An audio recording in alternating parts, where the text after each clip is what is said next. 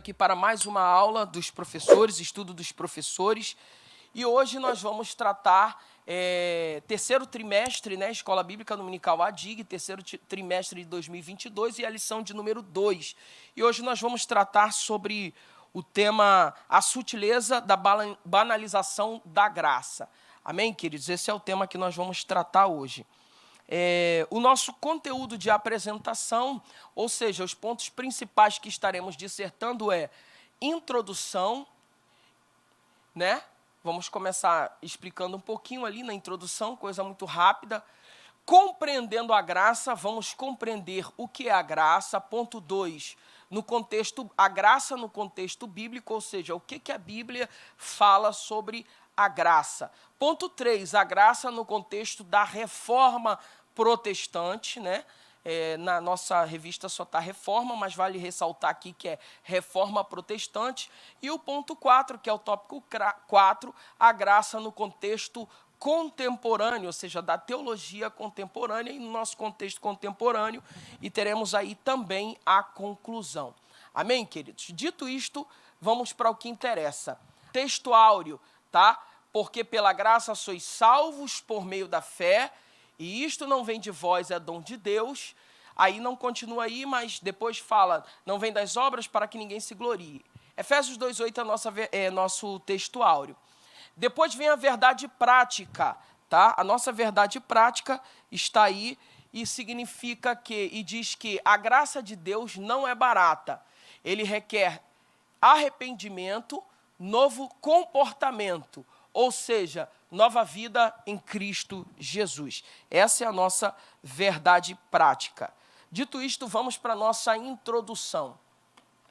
Nesse trimestre, estaremos nos blindando contra diversos ataques contra a igreja. E hoje, especificamente, estaremos dissertando sobre a sutileza da banalização da graça. Não é segredo para ninguém que nos últimos anos houve um despertamento sobre o tema da graça. No entanto, há uma má compreensão da doutrina, tem transformado numa graça barata, ofuscando completamente a doutrina da graça. Amém, queridos? Então, essa questão é muito importante, porque a má compreensão da doutrina da graça tem barateado essa graça e tirado a importância e o peso dela. O primeiro tópico que vamos trabalhar é compreendendo a graça. A graça, ela precisa ser compreendida, tá? E o que significa a graça? Primeiro tópico aqui, 1.1, é que a graça é divina. Em outras palavras, sua origem está inteiramente em Deus. Foi Ele, Deus, quem quis agir com graça. O testemunho bíblico é que aprouve a Deus salvar os homens. Isso está lá em 1 Coríntios, primeira carta aos Coríntios, capítulo 1 e versículo 21. Isso significa que a salvação é um ato que parte de Deus para o homem e não do homem para Deus. E o texto aí de Efésios, capítulo 2, que foi o nosso texto áureo, né? E eu quis colocar o 9 aí, mas não botei o 10, mas vou citar de cabeça. Porque pela graça sois salvos por meio da fé, isso não vem de vós, é dom de Deus. A graça é um dom de Deus, né? Por meio da fé. Não vem das obras, ou seja, do braço humano, para que ninguém se glorie. Aí o verso 10 amarra uma ideia muito extraordinária, quando ele diz assim, porque somos feituras suas, ou seja, criaturas suas, criadas em Cristo Jesus para as boas obras. Deus nos preparou para que andássemos nelas. Em outras palavras, nós somos salvos por meio da graça mediante a fé, né? E não praticamos boas obras para sermos salvos, mas uma vez que fomos impactados por essa presença inefável do Espírito Santo, por essa presença graciosa, a gente tem prazer nas boas obras. Então, eu não pratico boas obras para ser salvo, mas uma vez que fui salvo, eu pratico boas obras por prazer. Não pratico boas obras para ser salvo, mas porque fui salvo e tenho prazer nas boas obras. Amém, queridos? Embora a nossa revista não trabalhe essa questão aí. Então, a graça, ela é divina, ela é de origem divina. Em outras palavras, não há absolutamente nada daquilo que eu possa fazer para ser merecedor dessa graça. Foi Deus quem ofertou. Graça, você sabe, todo mundo aqui sabe que graça significa favor imerecido. Nós não merecíamos, mas a bondade divina nos alcançou por meio da obra de Cristo e nos foi oferecida essa graça por meio da obra do Senhor Jesus Cristo. 1.2, a graça é imerecida. A graça é um favor imerecido. Isso significa que ninguém a merecia, nem tinha como merecê-la. De fato, a Escritura diz que não há nenhum justo sequer. Romanos capítulo 3, versículo 10. Ou seja, na terra não existia nenhum justo capaz de merecer esta graça. Isso é muito importante a gente ressaltar, porque o apóstolo Paulo, escrevendo também na carta aos Romanos, ele diz, porque todos pecaram e destituídos estão da glória de Deus. Em outras palavras, o que Paulo está dizendo é o seguinte, que todos pecaram, ninguém escapou disso. E nós estamos à parte, destituídos da glória de Deus. Mas aí a graça de Cristo, ela vai nos alcançar. Se dependesse da nossa própria justiça para alcançarmos essa graça, nós não conseguiríamos. Por exemplo, o profeta Isaías, há 740 anos, profetizou, Isaías 64, 6, que a nossa justiça é como trapo de imundícia. Gente, o que era um trapo de imundícia na época do profeta Isaías? Trapo de imundícia, gente, é pano de menstruação. É o absolvente daquela época. Ou seja, naquela época não existia o que a gente chama hoje de mods, né, que as mulheres usam. Então, eles usavam um pano, e esse pano era chamado de trapo de imundícia. E propositalmente, Isaías vai dizer que a nossa justiça diante de Deus é semelhante a isso. Para um judeu, dentro daquele contexto, né, para um hebreu não existia nada mais podre do que um trapo de imundícia, gente.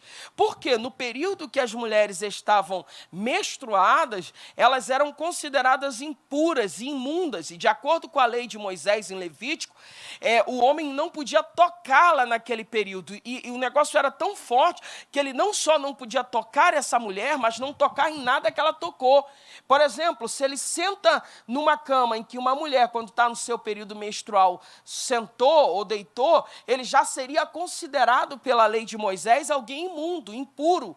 Então, o profeta Isaías vai dizer que a nossa justiça, ela é como trapo de imundícia. O que Isaías está querendo dizer? Que a nossa justiça, às vezes a gente se acha muito justo, muito correto, às vezes até melhor do que os outros em nível de justiça.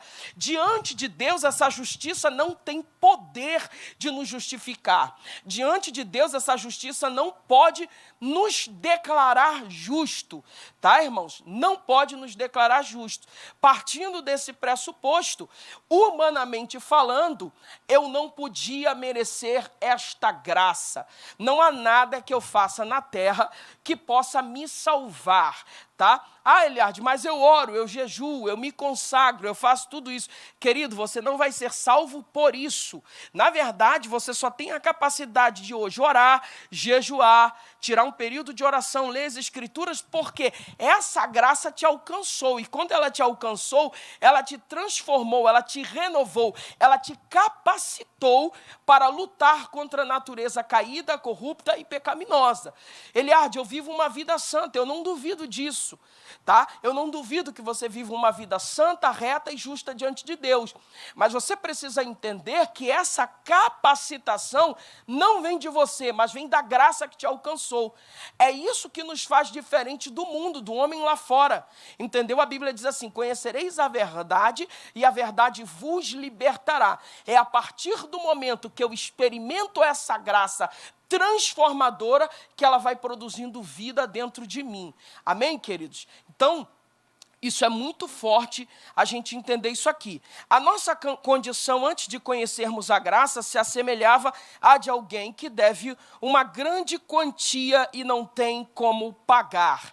E aí o autor da revista coloca a passagem de Lucas, capítulo 7, versículo 42, que se você for abrir a sua Bíblia aí e for tentar remeter lá essa passagem, você vai ver que ele está falando da mulher pecadora que ungiu os pés do Senhor Jesus e na casa de Simão, e Simão está escandalizado, dizendo, se Jesus fosse profeta, obviamente ele saberia que essa mulher que está ungindo os pés dele é uma prostituta, é uma pecadora. E aí Jesus vai contar a parábola de dois homens, um que devia mais e o outro que devia menos.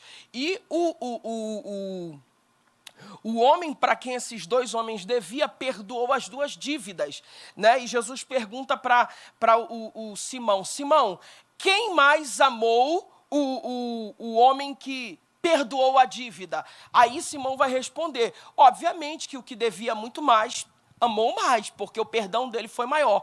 Aí ele diz, assim também foi esta mulher. Eu entrei na tua casa, tu não me deu ósculo, tu não me abraçou, você não fez nada disso. Ela tem mais pecados que você, a dívida dela é muito maior que a sua, só que ela me amou muito mais do que você. Então, isso é muito forte, gente, isso é muito tremendo.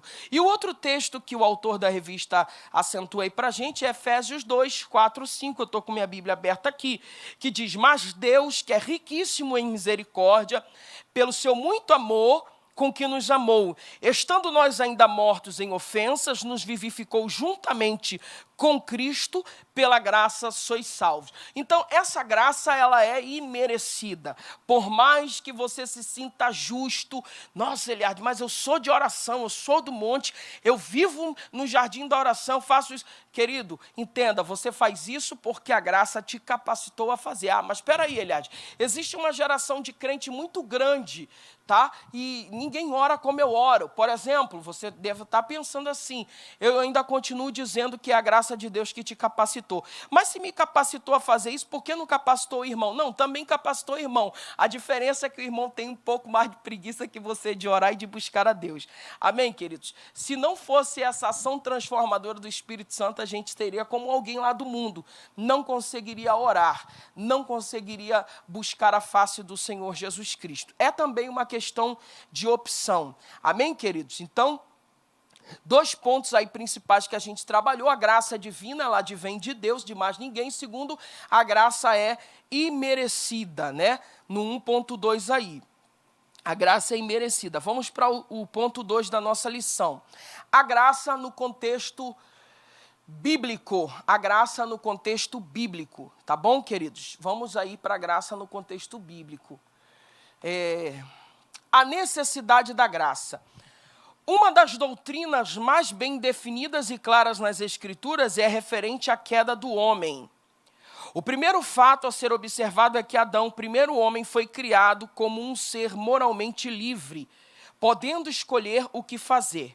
Portanto, de forma livre e voluntária, desobedeceu e pecou, Romanos 5,12, né, que Paulo vai trabalhar o primeiro Adão e o segundo Adão.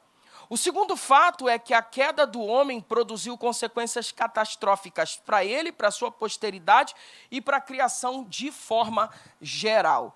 Então, irmãos,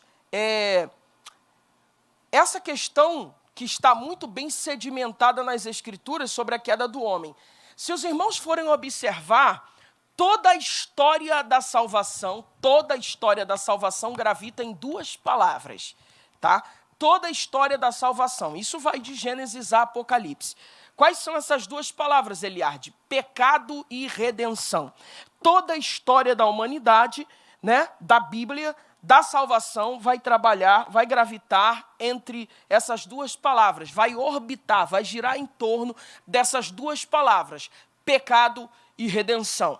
Alguém pecou. Quem? Adão pecou. E agora o que fazer?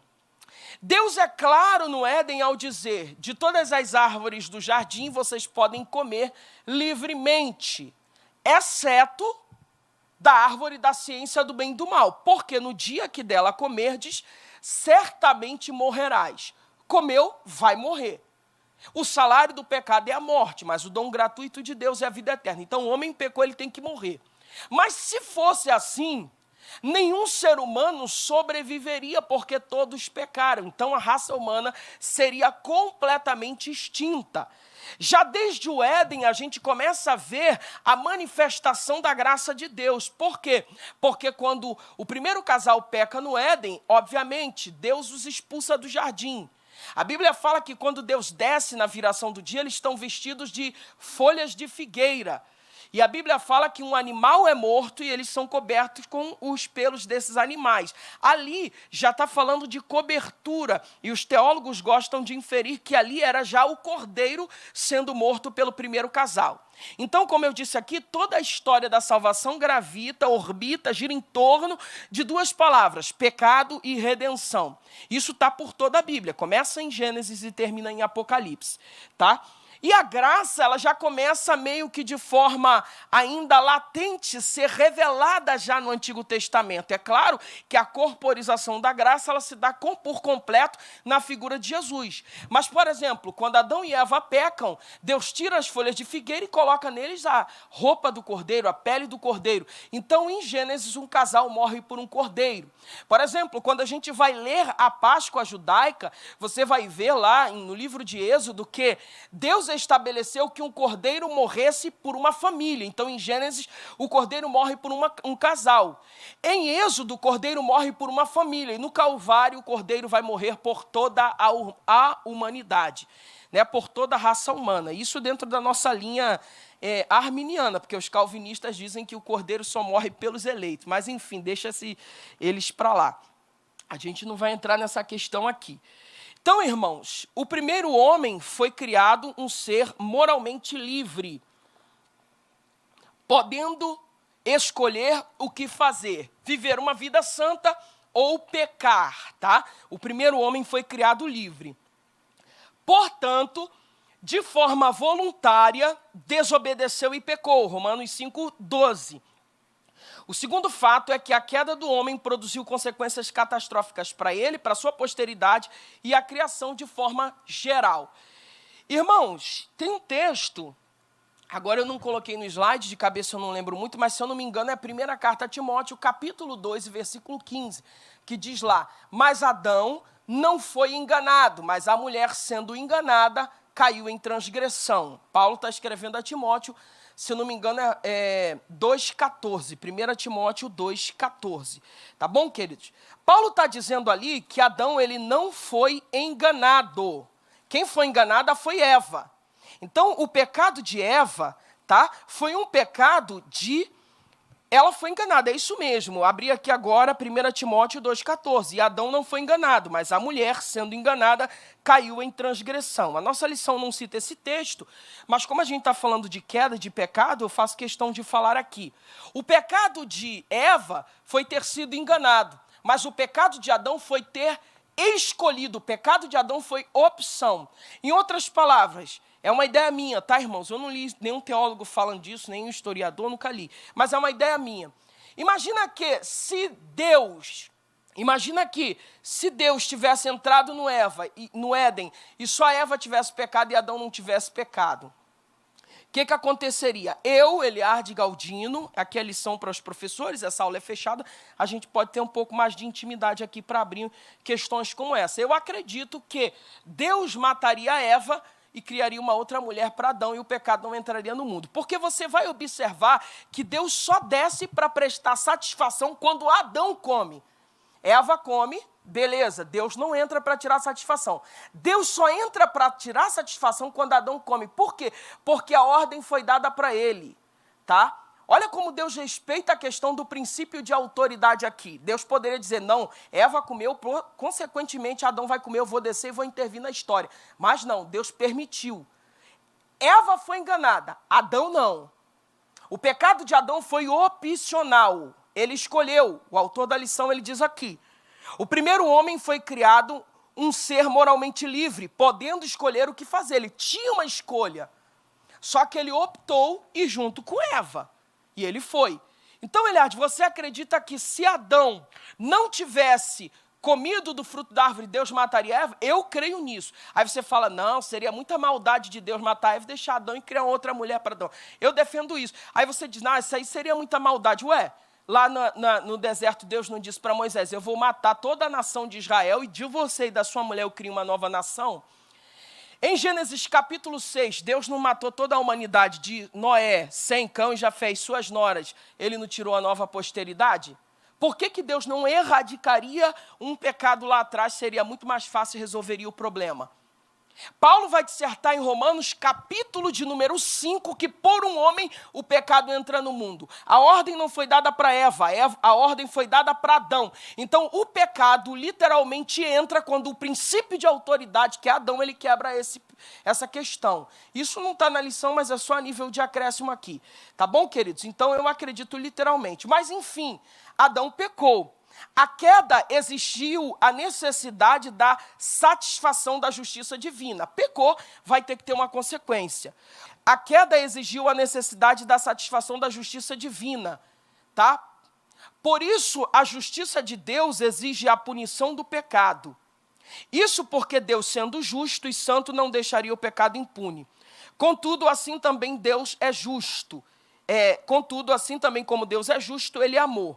Se por um lado a justiça divina exige punição do pecado, por outro lado, o amor de Deus pela humanidade levou-o a prover a cruz como meio de justificação. Aí tem os textos aí. 1 Timóteo, primeira carta a Timóteo 2,5, João 3,16, né? Porque Deus amou o mundo, todo mundo sabe. Deus em Cristo satisfez as suas justas exigências e reconciliou o mundo consigo mesmo, segundo a carta aos Coríntios 5,19. Estava Deus em Cristo reconciliando o mundo consigo mesmo, não lhes imputando os seus pecados, e pôs em nós a palavra da reconciliação. O homem peca e precisa-se de uma punição. Se fosse assim, toda a humanidade seria erradicada, destruída, acabada. Então, para que a humanidade não morresse, Deus cria o sacrifício substituto no Antigo Testamento. O cordeiro morre por um casal, eles são vestidos de pele de cordeiro. No Antigo Testamento, todas as vezes que o homem pecava, ele tinha que levar um animal para ser imolado no altar do holocausto, no tabernáculo. Você lembra disso? E parece ser uma cerimônia simples, mas não é. Imagina que eu pequei, então eu preciso levar um cordeiro para morrer pelo meu pecado. Só que essa cerimônia não era uma cerimônia tão simples como a gente acha que é. Olha só, sacerdote, cheguei aqui, eu pequei, estou trazendo um cordeirinho aqui para ser morto, tchau e bênção. Não. Ele tinha que participar daquela atitude. Como, Eliardi? Ou seja, o animal era colocado sobre o altar do holocausto amarrado.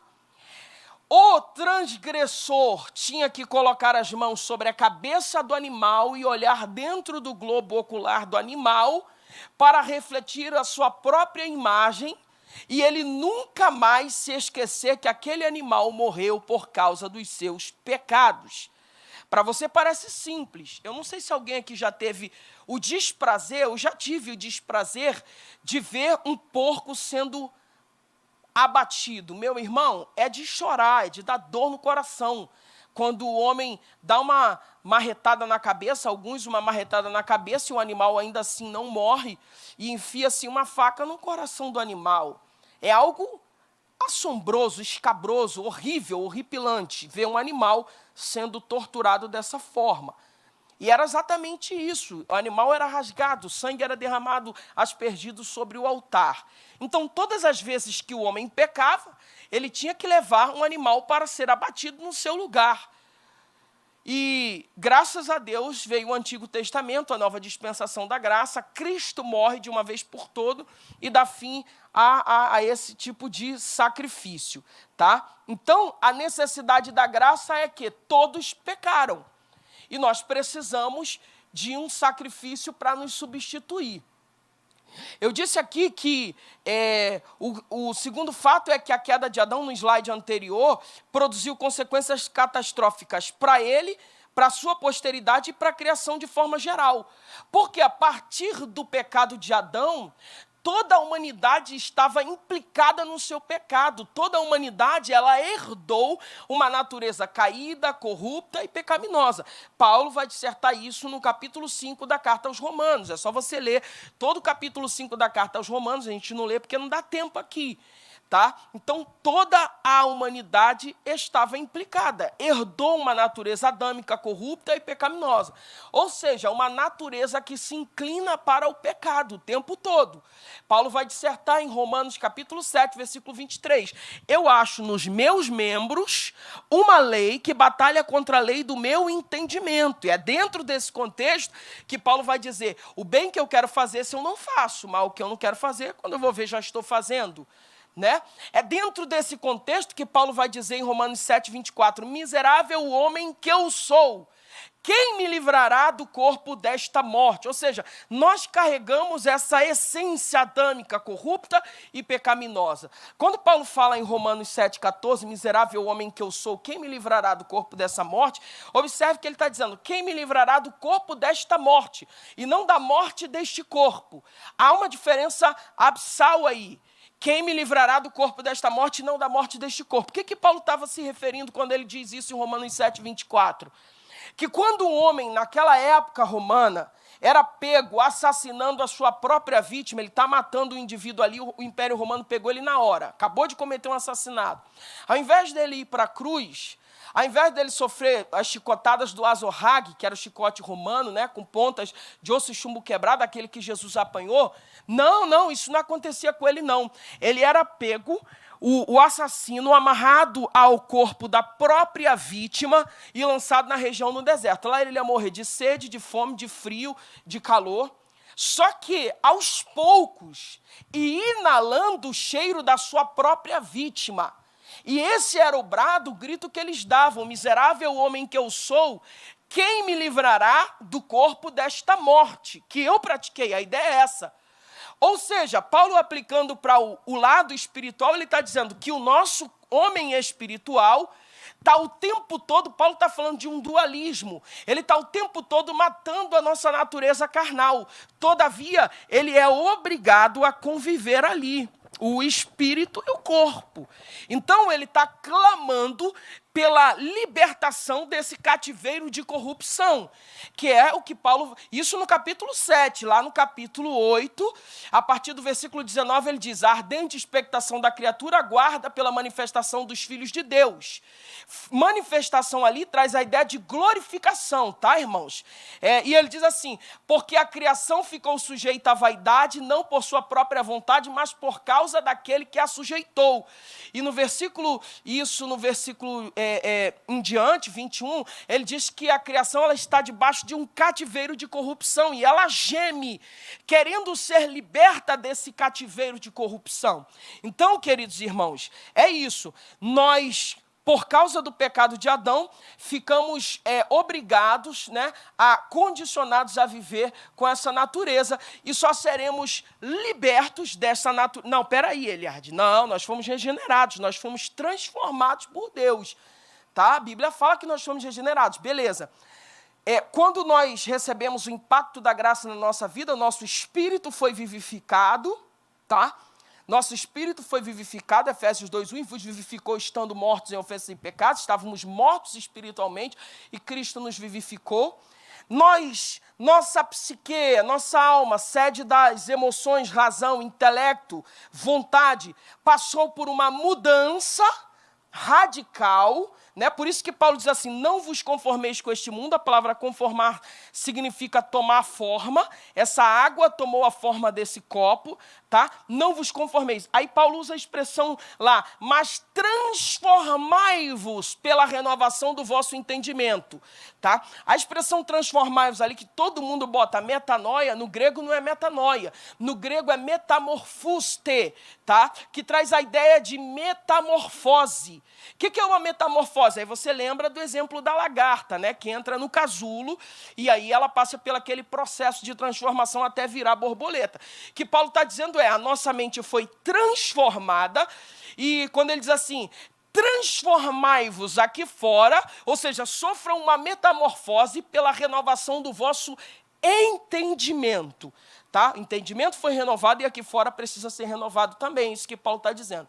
Pela renovação do vosso entendimento, para que experimenteis qual seja a boa, agradável e perfeita vontade de Deus. Então o espírito foi vivificado, a psique passou por uma mudança de mentalidade, uma transformação, mas o corpo físico só será glorificado após o arrebatamento da igreja, que é quando a Bíblia diz que aquilo que é corruptível vai se revestir da incorruptibilidade, o que é mortal da imortalidade. Ponto 2, a extensão da graça. A extensão da graça. As Escrituras afirmam que Deus quer salvar a todos. Deus ama a todos os homens. Logo, mais vil o pecador, no lugar onde estiver, amado por Deus.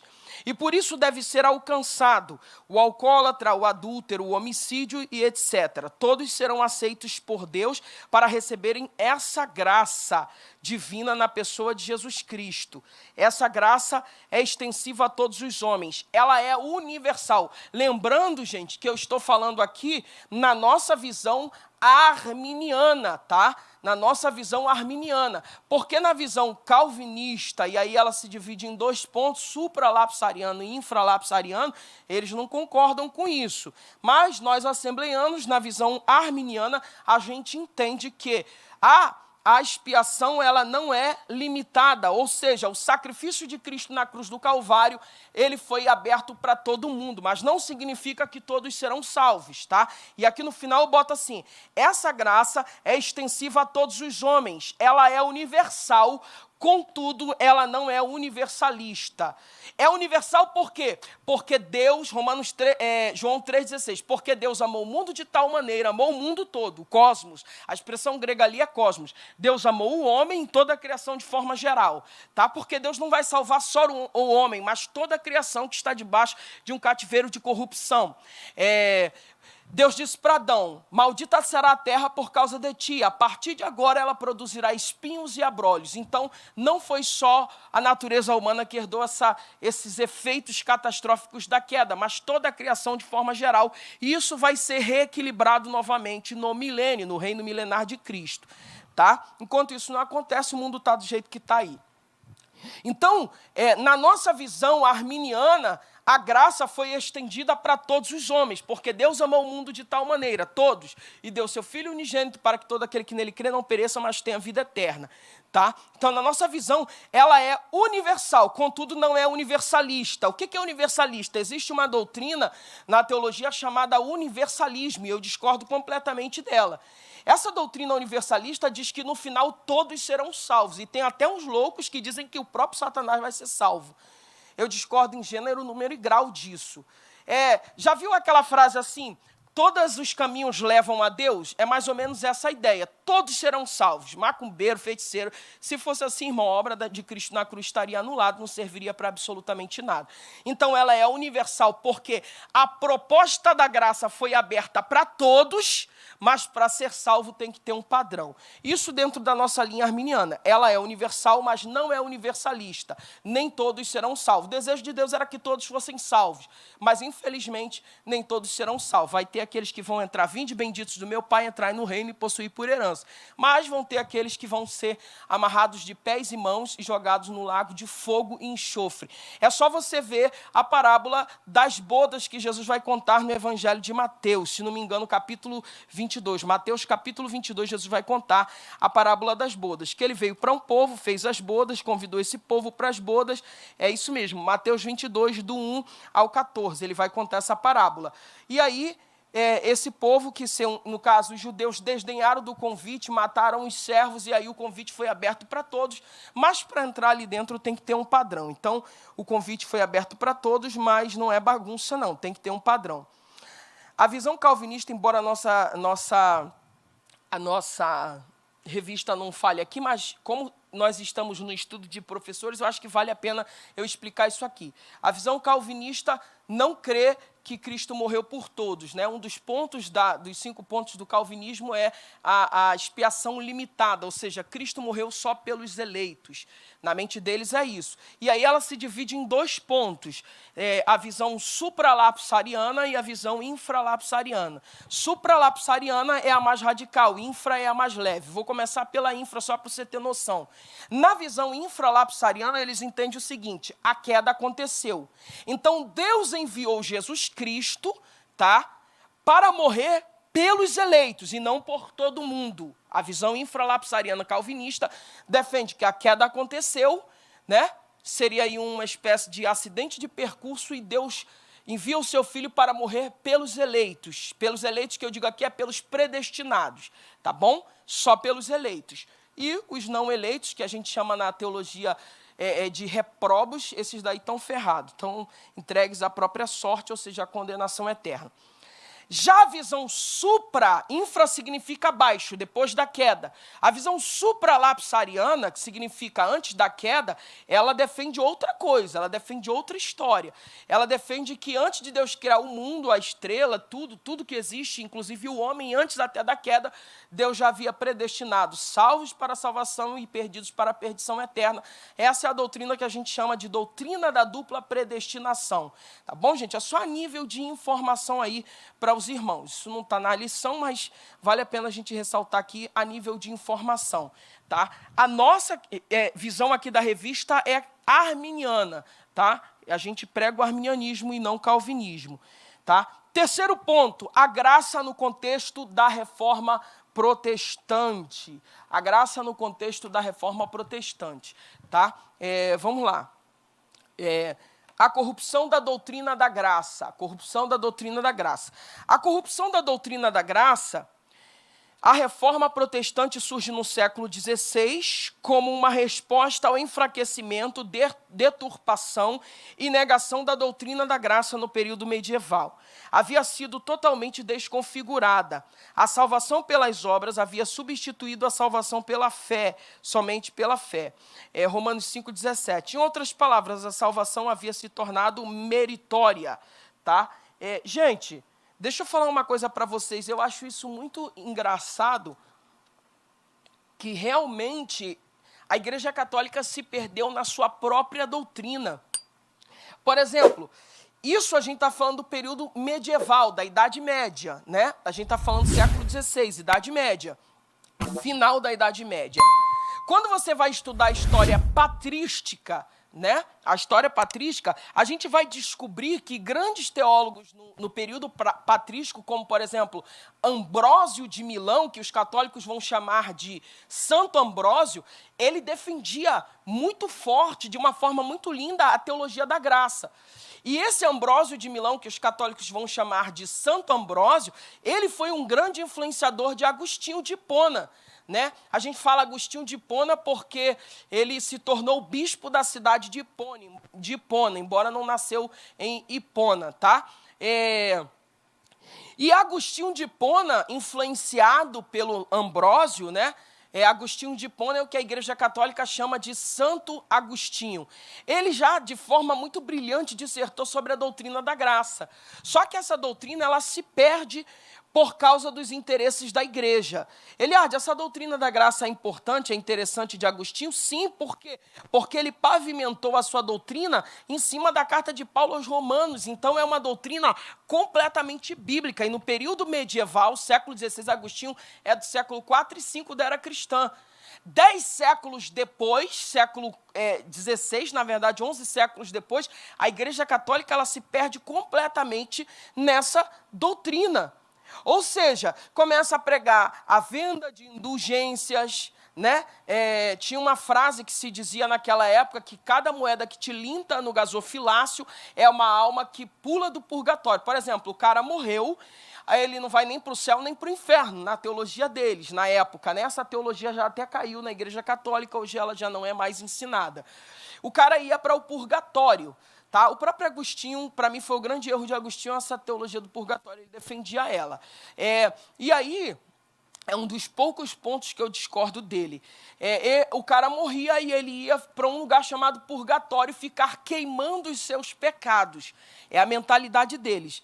E aí, na Idade Média, os camaradas diziam, se você der uma oferta, vender uma terra sua, o seu parente, cada moeda que te linta no gasofilácio, essa alma pula do purgatório.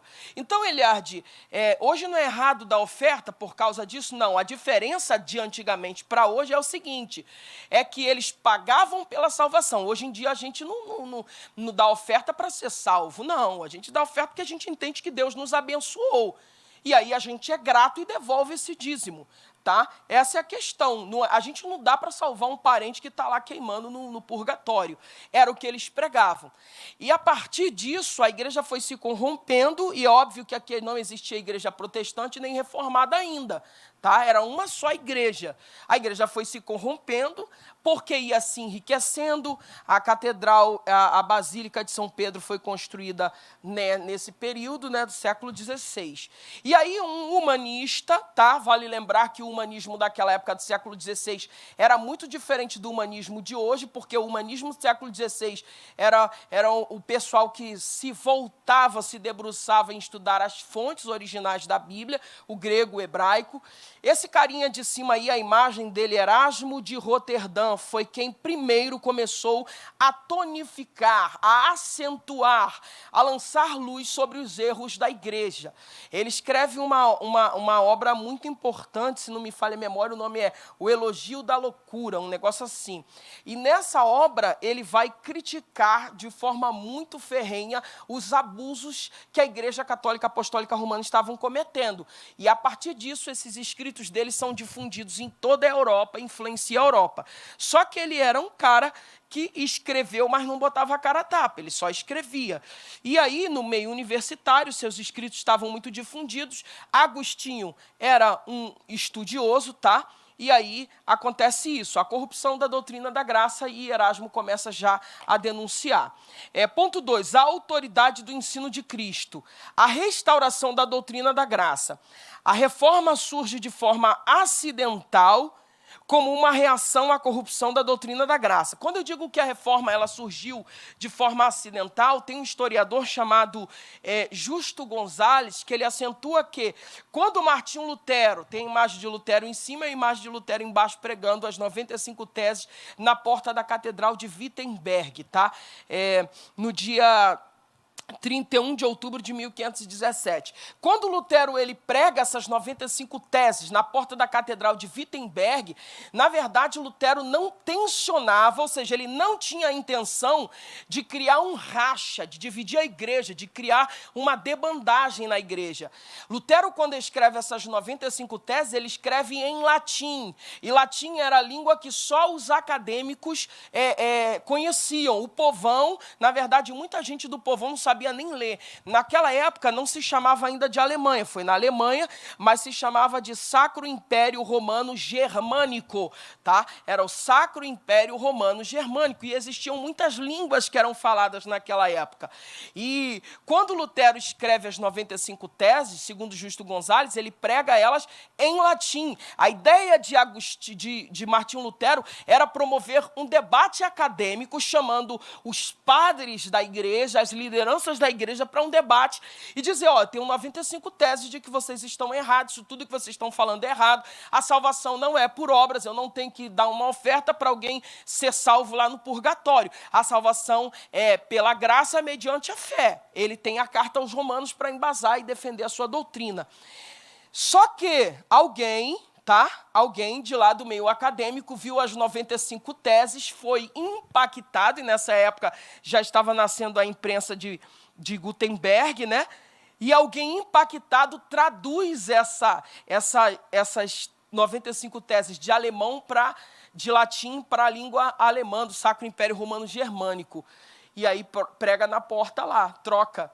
Meu amigo, quando as pessoas começaram a ler, nossa, isso voou igual um rastro de pólvora por toda a Europa. Foi muito rápido. Já viu fogo em rastro de pólvora? Você faz o rastro de pólvora, né? Faz aquele caminhozinho de pólvora, acende o fogo e rapidinho. Exatamente isso que aconteceu. Ó, a doutrina agradou os príncipes. Lutero já ganhou logo a elite do Sacro Império Romano Germânico. Os príncipes disseram, ué, peraí, para eu ser salvo, eu não tenho que vender propriedades minhas e doar para a igreja? Não, é pela fé, pela fé. Ué, mas por que ensinam isso? É um erro.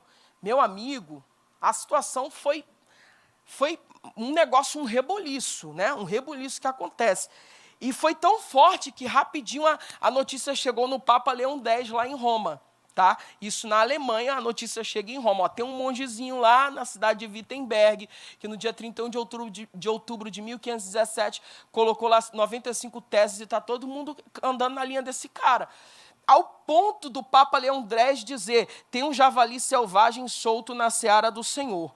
Tá? E aí, meu amigo, o negócio pegou, porque todo mundo viu que o que Lutero defendia estava certo, e aí um número muito grande de pessoas começaram a seguir Lutero, e a partir daí houve um racha, né? Uma debandagem, não dava mais para caminhar com os erros que a Igreja Católica vinha fazendo.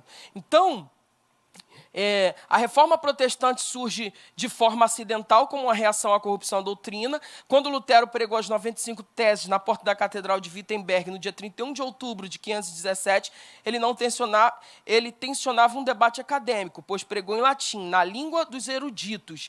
Mas, inevitavelmente, o monge alemão agostiniano se torna o principal expoente da doutrina somente pela fé. Posteriormente, o lema luterano seria conhecido como uma das 5 solas, tá? E aí vem os 5 pilares da reforma protestante, né?